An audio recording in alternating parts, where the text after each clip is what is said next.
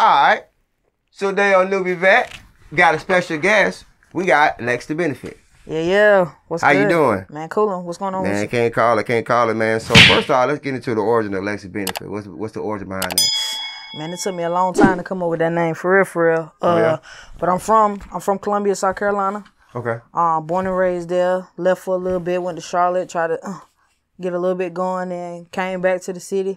Just trying to get that name out there, trying to make that name for myself. But when I say it took me a minute to come up with my name, man, I went through a lot of dumbass names. What was the first name? My first name was Lexicon. Like Lexicon? Yeah. Sound like a transformer. Yeah. And that was the theme behind it, for real. Like, you know. And then I used to have this little slogan when I was Lexicon. I was like, yeah, man, I'm like a converter belt. You feel me? Like, just being ignorant. Right. But nah, I wasn't feeling that one too much. I didn't like the way it sounded coming out of nobody's mouth. Right. So then I started just going by Lex. And I was like, man, that's basic. You know, they can just say, oh, yeah, that's Lex. You know, like people around the city call me that. So then I thought about everything that I do for other people. And I was like, you know what? I'm beneficial to a lot of people, for real. Like, if I ain't tapped in on something, or if I'm not really out there in the forefront with what everybody else got going on, I don't feel like things move like they should. So I was like, you know what? I thought about all of the processes, and I was just like, you know what? Lex the Benefit. I like it. And I did the DA as opposed to THE. Right. Because I'm not, you know what I'm saying? Right. I don't want to be looked at as the Lex the Benefit. Like, nah, but it don't sound good together. So it's just Lex the Benefit. Yeah, like it flows better. Yeah. Right. Okay. Because I'm beneficial to you, you feel me? Right, big fat. So what is it like growing up in Columbia? Don't get me wrong, I love Columbia, South Carolina. That's where everything's from. That's where I'm from, and everything I know is from. But when I think about growing up in Columbia, it's a lot slower. It's not as many opportunities as it is in some of the other cities that I've, been to, visited, and things like that. But it's a lot of talent. Yeah. In Columbia, South Carolina, like it is. And it's unspoken of talent. Like, I feel like if everybody can get together on it for real, the way they need to, we can be just as big as any other city. What's the problem though with Columbia? It's the unity. Nobody. Okay. We got gatekeepers, you feel me? We got people who just feel like it don't move unless they say so. Right. And by being like that, it chops everybody else down. Like if you ain't at a particular level, if you ain't doing what you're doing, you got this bread here, this bread there, it ain't no room for you for real. Right. You know what I'm saying? So it's I feel like they've tapped away from the talent portion of it. Right. It's like it's a lot of talent there, but a lot of the talent is overlooked because of the things that they have a lack thereof. Right. Gotcha. And that unity will bring that together, though. Oh, yeah. It will bring it together. If everybody just really took a look at what they actually have for real, right, it would be nothing for us to be a place where people would come to really scout for that talent. Like, they might step in here and there, and they might grab a couple gems out of there, but them gems got so much, clout and things like that behind them. It's like you'll never see the people who really got dang putting in that work for real. Right. You'll never see those people. Right. And you'll never hear the people who really are lyrical. Facts. For real. Facts. So. They get the most one that's loud. They get the loudest ones. Oh yeah. I mean, just think about it. If you look at, Charlotte with the baby, right? The baby ain't getting no traction until he started being loud and obnoxious. Yeah, and wearing diapers. Right. And all that you know what I'm saying? Yeah. He had to have a gimmick. Yeah. It wasn't going just based off his lyrics, even though he's actually a lyrical individual. Right, yeah. We found out Yeah. He actually is a lyrical individual, but it took the level of ignorance that he had to portray just to get there. Just he had to dumb it down. Yeah. Right. Yeah. He had to make himself more marketable. Right. They looking for somebody who already got their own gimmick. Right. Oh, I know he gonna come with this every time. Right. It's the same way with Columbia. We got a lot of people who do have gimmicks. And we got some people who are just plain out lyrical. You probably couldn't see them in the verses for real if it was really based on the lyrics. Right. So, due to the fact that, you're part of the LGBT community, do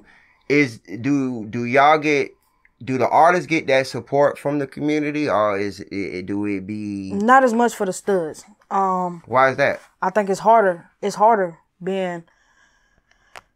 It's already hard being a female artist, even though right now it's female artistry time. Gotcha. But it's even harder being a female artist that's a stud. It's like because this is known as a man's sport to an extent. Right. You feel me? So with us busting in and we may look like y'all, but we still women. Right. It's just like, I don't feel like they support our music as much. Right. There are a couple of them who they may really go rah rah woot woot for. Yeah. Or they would say, yo, you hard, let's do a song. But then they'll never put the songs out. Never put the song out. You know what I'm saying? So it's just like, it's harder for us. It's harder for us. If I ain't doing that pussy talk, I ain't really getting no play for real. Like, so you think like if you speaking like some, let's change the world on some other stuff, they don't want to hear that. Oh, nah, they don't want to hear that. Oh, no. Nah, bro. No, ain't no kumbayas with ain't that. None of that. Them days over. Yeah, that's over with. That's over with. You gotta really be coming in a different way. Right. For a lot of males to really respect the music. Right. And that's not a knock to any artist or anybody else. It's just, it's facts. You live in facts of it. It's facts. Right. Yeah, because, I mean, you got to think about it. It's not that many. Mm-hmm. Like, you had, well, you could say The Brat. Yeah. The Brat's one. Queen Latifah. MC Light. You got damn it. But recently. All you got is M.A. M.A., yeah, that was just for that. M.A., that's it. And she ain't even out like that right now. Right. You know what I'm saying? She had her stint of time. Right. And it's like, when she was out with it, that's when I feel like a lot more of us tried to get active with it. Yeah. But then you had Made a Stallion that popped out. Then you got, boom. You got all these other female artists that's really coming, the City Girls. And you can't really compete with that, right. You can't compete with that, because guess what? Men want to see that. Right. Half of the music sales is men. You know, half of the plays you're going to get is from men. You know, but when you got women, women like to hear stuff, you know. If it ain't on R&B though, right, it ain't really if it ain't no bedroom boom type of thing, right, it ain't really gonna get no play. I can't come out here talking about, you know, spraying the scene, you feel me, or shooting the club up, because, oh man, that plastic, you feel me, like, you know what I'm saying? You know, so it's a little bit different. It's definitely different. It has been a struggle. I would say when I was in Charlotte, it was a lot easier. So what made it easier in Charlotte for you? They were more open. They weren't as closed-minded. Right. With South Carolina being a Bible Belt, you know what I'm saying? Everything is so closed-minded. Yeah, man. I stayed in Carolina for like about 10 years, and it's so... It's closed, It's closed-minded. It's their way or no way. Right. You know what I'm saying? And the things that they don't understand, they just shun. It's like you get shunned almost, you know? And most of the traction that happens in the Carolinas is around the male artists. Like, you know that for a fact. It ain't too many female artists in Columbia that really got their shot like that. But... And there's a lot of dope female artists in Columbia. Man. Females coming hard. Oh, yeah. Females coming hard. It's actually more harder females than guys. Yeah. Yeah. And that's facts. They really got to step it up for real. That's facts. They got to step it up for real. Hey, that's facts. That's facts. But I found a way to kind of get around all of that to an extent. Okay. I'm not just a rapper. That ain't what I just do. That's not the only thing I do. Right. I do R&B too. You know what I'm saying? Growing up in the church, things like that, you know, it is what it is. I am who I am. Right. But I grew up in the church. I sung first soprano on the choir for a long time. Yeah. So. But you know the crazy thing about church, not speaking on religion in a bad way, but just speaking facts. Yeah. Most gays came from church. That's where we come from. Yeah, from church. That's home. That's home. Yeah. Yeah. That's home. Just keep it a G. Yeah. You know, you gotta keep it real. It is what it is. I mean, for real. But yeah, you know, outside of dressing, I take that very seriously. I feel like imagery is everything. You fly. Appreciate you. Oh yeah. Appreciate you. Oh yeah. I don't think too many can pull off the brown with the red cherries like that, but I thought I'd throw it on, show them a color blend, you know. But nah, the singing part helps. The singing part helps because it's not too many that are doing both. Right. It's either you a rapper or you a singer. And that makes you your DNA. That makes you your brand. So it makes you like you're not coming to be nobody but you. Right. Facts. Right. Big facts. And it could be songs and different things where I get on songs with other people. I dropped a mixtape last year called Blick Tapes Volume 1. And I made it my business to make sure that I shot with a lot of females. As far as my beat makers for most of my beats was females. My features was mostly females, but it was studs.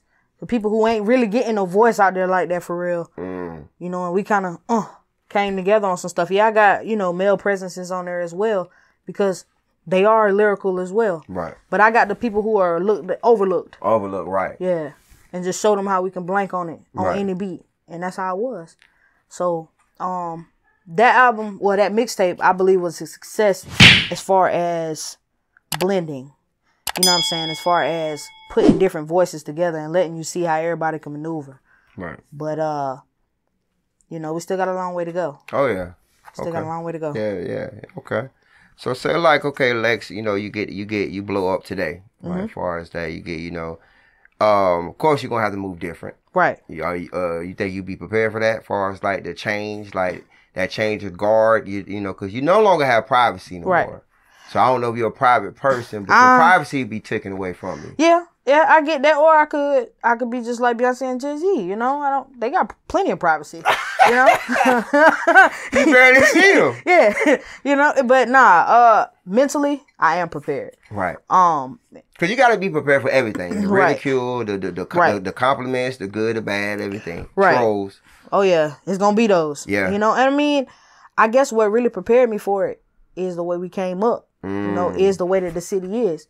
It prepares you mentally for whatever they throw at you. For real. So it's a lot of benefits of being from Columbia. Right. Like, because it's so much good stuff that comes out of there, but you also got negative stuff that come out of there that molds you into an even stronger individual. So when that light do come my way, if I blow today, I got my few people I'm going to take, because my circle done got smaller and smaller as time progressed. Yeah. My few people I'm going to take with me, and I'm going to be ready for whatever. Right. I probably wouldn't still stay in Columbia, for sure. Right. I'm definitely, going to get some offshore properties and get on through. But it's always going to be Columbia. I'm always going to rep Columbia. I'm from the Met. That's where I'm from. I ain't going to never lose sight of that. Yeah, of course. I got to tell people, like, schools and all that, like, where your hometown is your class. Like, that's where you learn everything from. If you move away, your birth, how you grew up, they raised you. You know what I'm saying? So you just adapting to your new environment. You know what I'm saying? But that's facts. So you say you was with the Coast to Coast. Yeah. You did the Coast to Coast. I did do a Coast to Coast live. So how was that? Definitely wasn't what I expected. Okay. It was pretty unorganized. You would think it'd be organized, cause like everybody Absolutely. Get those emails every. Oh yeah, every week. Every week. Yeah, set up your A&R meeting and your one-on-ones and compete for this $50,000. And at the time, $50,000 sounded pretty good to me. Sounded pretty good at the time. Yeah. Okay, I only got to make a $300 investment. Right. And I could make $50,000 from it. Honestly, when I went into the Coast to Coast Live competition, I wasn't even expecting to win. Yeah, you expect to make connections. I went into it to network. Right. To make the connections, to let people see that I am on the radar. It was more so of that, letting people or introducing people to my lane. Correct. And the experience, right. There you go. Building that whole experience around it. But then I started listening to the different talents that they had out there. And then I was like, okay. All right, okay. That's all right. Okay, now that one's good. Yeah. It was, that's after the first 7, but yeah, go ahead. Yeah. It took about 7. Yeah. For sure. Because I was like number 15 in the lineup. Yeah. So I expected the first 15 to be like that for real. But it wasn't like that. And then I realized as I got further into it that it wasn't even based on the talent for real. It was more so, it was the popularity of it. Because they tell you when you get into it and you pay your fee, you got this amount of tickets that you can give out. You know what I'm saying? You can either give them out to the people or you can sell them and make your money back for what you put into it. I wasn't looking to make anything from it, so I gave them to people. But because I was in Charlotte and my home is Columbia, I didn't really have a bigger turnout. I had maybe 10 people. And it's hard to get an ass of people to travel. Just for a show. At night. Right. Hour and a half away. Yeah, it's hard. It's hard. Yeah. It's hard for real. So even with all of that, I still put on the show. I still came out there to do what I did. Was dripped out per usual. And I gave them me. But then once everything was over, after we went through about 30 artists, and I had my own photographer and everything in the building, but we went through about 30 artists and then they decided they was going to start the judging. Right. So as they bringing these people up, you know, the first 3 people, I understood why they placed where they placed at. They were great. Yeah. And then there was those last 2 that really had me struggled because the 4th person that they picked, I wasn't a fan. I wasn't a fan, and with us both being studs and things like that, I feel like it was a different level that she should have brought to the table, and I don't think she did that. But she had about 100 people in the building. Oh, yeah, that what did it. Yeah. Cause they all had to pay to get in. Mm-hmm. Oh, they did it. Yeah, well, no, she gave them tickets. Oh, gave them tickets. Right. Oh, Cause the tickets came out of what we had already paid. Got you. You know what I'm saying? Gotcha. So they ate off of them maybe for, you know, the bar, things like that. The venue ate from that. But the DJs and the people who were judging, they didn't really eat from that. Right.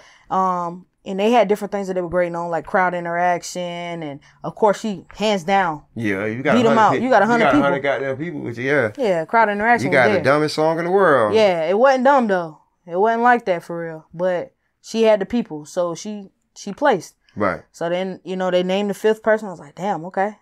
I thought I was at least going to place. I feel like that slot they gave her for number 4 should have definitely been mine. Been yours, right. Oh, for sure. But I didn't take it in a bad way because if they would have had a 6th place, that was mine. So that's why they gave me my feedback right then. But they told me that I wasn't marketable. And that threw a wrench in a lot of things that. So what was the difference? Not comparing the 2 that one got 4th place, but what was the difference? Y'all both studs. What was the difference of? I honestly think maybe it could have been song selection. Oh, okay. It could have been that. What song? You had an R&B song or a rap song? I had a rap song. She had a rap song. Hers was more gun towards the streets. Mine was more sexual. But it was a hit. Right. It wasn't like it was. I can hear people listening to it. You hear it on the radio. Yeah, I can hear people listen to it. It's called Teach. Right. And that was one of the first songs I put out. So it was called Teach, and it's vulgar. It's very vulgar. But I cleaned it up. I cleaned it up really nice. I tried the best I could. Yeah, the best I could. But they said it was uncensored. So if it's uncensored, uncapped, so everybody had uncensored music. Absolutely. Yeah. For the clips that they utilized to put on the YouTube. Was number 4 was they dressed up? Like nah. They wasn't sharp? Nah. Nah. She had on like a cap like this. With some plaits coming down from underneath it. Like 4 or 5 of them. She looked like a little MA. Oh, gotcha. But she wasn't an MA. Oh, okay? She wasn't lyrical like that? No. Oh, okay. No, not at all. Not at all.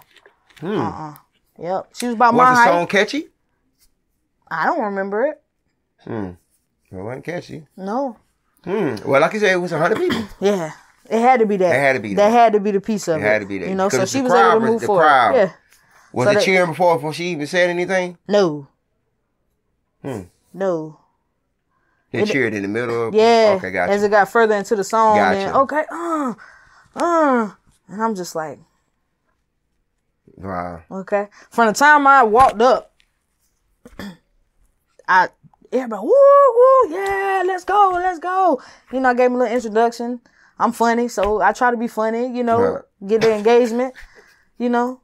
And then I did what I had to do. Right. And I had a lot of interaction, especially from the ladies, because there was a lot of women in the building. Fact. And that's my goal. You still got the recognition, though. Yeah. Some recognition. For sure. A lot of people want to network after that, for sure. So I was just about to ask you, so the Coast to Coast thing wasn't a complete failure. It wasn't a complete failure. I just feel like they failed talent. It just was that, and you expected more. I did. Right. Because the way they advertised it and the looks, and how long it had been around, and you know, it's been a while for a while. Yeah, I had heard a lot of mixed reviews about it, but I'm one of those people. I can't take what you're saying from it, because what you taking to get from it, I ain't taking to get from it. So I did it, and I won't do it again. Right. Yeah. So, and you went to the one in Charlotte. Yep. Okay. Yep. They canceled the one in Columbia that year. Okay. Yep. Okay. Cool. So you be traveling all in the Carolinas, like Raleigh. Yeah. I mean, places. Any place that I feel is worth it. I mean, I go to Miami. Right after Coast to Coast, I did a Miami live show. How that went? That was nice. The Miami crowd was lit. I enjoyed that. I went to Panama City. Was outside or inside? It was inside. Okay. It was inside when they had just built the Miami Live building, and Miami DJs was out there, and it was thick out there. Thick. You would have thought it was a Freaknik. So, man. Yeah, it was. And you lit. performed out there? Mm-hmm. How was the crowd like when you went? They enjoyed it. They enjoyed it. Yeah. And I did a different song too. Of course, I had a 2-set. I did Teach. And then the other song I did was Change the Scene Up. Okay. It was something paying more homage to the city where I was from, talking about it. But they love our music in other places. Right. And I think artists have to experience that a lot too. I think because really you ain't gonna really blow up as much in your city like that. It's always you gotta go outside your city to blow, then come back. You know what I'm saying? So you ain't gonna necessarily blow up. And I think a lot of people feel like they can be the first one to do it. Nah. I'm not trying to be the one. I'm not trying to be the one. I'm being honest. You trying to be the one, like I'm from the city, but I didn't blow up. I'll put the city on, right? But I can't put the city on from here, right? Yeah, you can't. Yeah, it's not gonna work. They're not gonna allow you to do it. Exactly. That's facts. That's fact. Your own city's not gonna allow you to be bigger than them in the city. They know you. Yep. So you gotta go somewhere else. So. Yeah, you always get more love in other places than you do home until you bring home the trophy, and then everybody wanna yeah. So I think everybody start. What up, brother? I think everybody start seeing you, hearing you on radio, see you on TV, and I think that's when everybody think it's real. Yeah. Well, that don't even mean a damn thing. Nope. Cause I could have did this in my house. Right. You feel me? With a green screen. Right. Make myself be anywhere I want to be. Big fact. Yeah, but nah. I mean, I'm enjoying this atmosphere though. It's definitely a vibe. Yeah. I appreciate you having me in here. Man, no problem. Most definitely. So far as with the music, like, where are you trying to go? You trying to get on, like, far as with a deal, or are you mostly trying to be self-contained? No, I'm still trying to be independent. Okay, facts. I'm not looking for no deal. Because I feel like what I bring to the table, it can't be put in a box. I know when you go industry, you got to make their music. Yeah, that's facts. You got to make their music. That's facts. And I like to make my music. I like to make my music relatable. I don't want you to place this imagery on me that may not be my imagery. Right. I'm a stud, but that don't mean everything I do got to be around that. Right. Big you know facts. What I'm saying? Big facts. So that's my only thing about that. I would never say I want to go into industry if I have to be somebody different. Yeah. So the goal is definitely to stay independent. Yeah. But if you can have something your way, you wouldn't mind Absolutely, taking that I do it. Yeah. If they meet all my terms. Right, big facts. Yeah. If they meet all my terms. If you don't let me be the artist, I'll take some, feedback and construction and things that you want me to do. Yes, I'll do some of those things. But if that means that I have to taint who I am as a person, it makes me feel uncomfortable, and I can't rock with it. Can't rock with that. Big fact. Big fact. Big fact. Big fact. So what are some of the new projects that you're working on? Stuff that you... So I got a love album. Okay. I got a love album I'm working on. That's gonna be pure R&B. It is gonna be some rapping in there, of course, because I like to mix the both in most of my songs. So the love album, that's gonna be a major one, and then I have part 2 of the Buildings of the Benefit also dropping out. So part 2 of my EP, that was the first project that I put out, was the Buildings of the Benefit. And that was sort of an introduction to me into the music. So this part 2 is definitely, it's gonna come with some. Okay. Some yeah. Okay. I'm giving them a little bit of what they wanted for real. So I'm excited about that project. You got some features on there? On the Buildings of the Benefit? Yeah. No. Oh no, project. Okay. Nope. Are you good on collabs? Or are you like mostly doing everything on your own? Nah, actually, I've done almost everything as a feature. Almost everything. I have maybe 4 or 5 songs that I've done by myself out of my catalog of maybe 30. You know what I'm saying? Right. So I want to focus more on individuality when it comes to that part, because I've already done my part as far as features. Yeah. Not saying no, I'm not doing features anymore, but well, you gave that. I done gave that time. It's time for me to focus on my own personal craft, so I can contradict the song from beginning to end. Facts. Big fact. Big fact. So yeah. So let me ask you one more question. Okay. So, there's a split online with artists. Okay, it was a post that went viral. As far as, I don't know if you've seen it, but it's still relatable to hip hop and music in general. There's a saying that if someone books you for a feature, they feel like if you're not signed or you don't got a movement going on, that it should be skill for skill or trade for trade or whatever. Some people, that's this side, and then one side be like, no, it don't matter. You paying me for my rap, you paying me for my time, I should get paid. But then the people be like, well, you don't have a name. How I'm get my money back if or whatever. So what you feel about that? I feel like the skill for skill trade is okay if y'all both just starting out. You know what I'm saying? Right. Like, if nobody knows your name, no, I can't justify paying you this money. Facts. I can't justify that because everything that I'm investing my money in is something that's going to show me. It's an investment. I have to see that return. Facts. So if I don't know, even though you may be good, if you're not even promoting yourself or putting yourself out there, I can't justify paying you. Right. For real. Facts. So it's like, and that's even with me. Like when I first came out, I was doing everything for free. Even to the point where I had started paying for sessions, you know, just to get more features done. Right. And then I realized that when I actually put money forward and I did it the way that I wanted to do it, the songs got released. Whereas if I go and do a feature with somebody else, you asking me for this hard 16 or this hard 12 or this hard 8, and then you decide you don't want to put it out because you feel like you need to rewrite your verse. I'm just like, yeah, nah. So people like that, absolutely, I'm charging you.